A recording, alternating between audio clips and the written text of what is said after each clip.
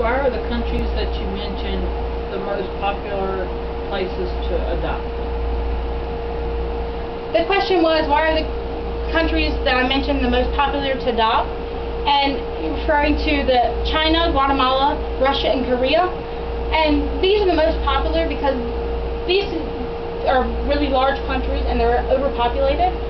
Another thing is that the families in these countries are very large, and a lot of them have a lot of children in orphanages.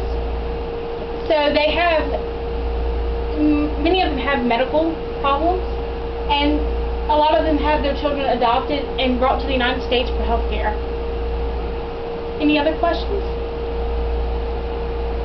Yeah, why don't agencies like closed adoptions? The question was, why don't agencies like closed adoptions?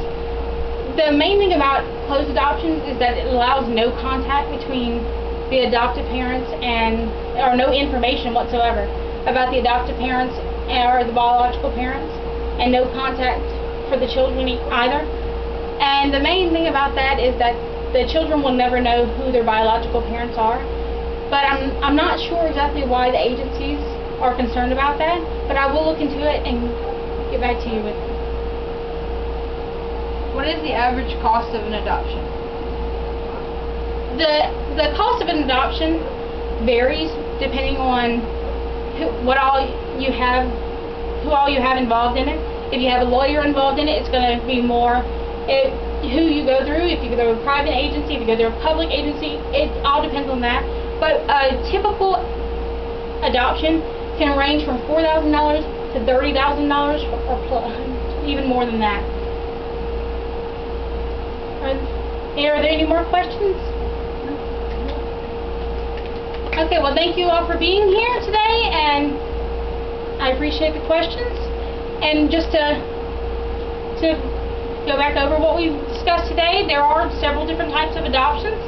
There were relative, stepchild, foster child, agency, independent, international, and embryo adoptions. And there are options regarding the communication between those parents. There are open, semi-open, semi-closed, and closed. And again, just to remind you that adoption is not a thing to be taken lightly, so it's a lifetime commitment.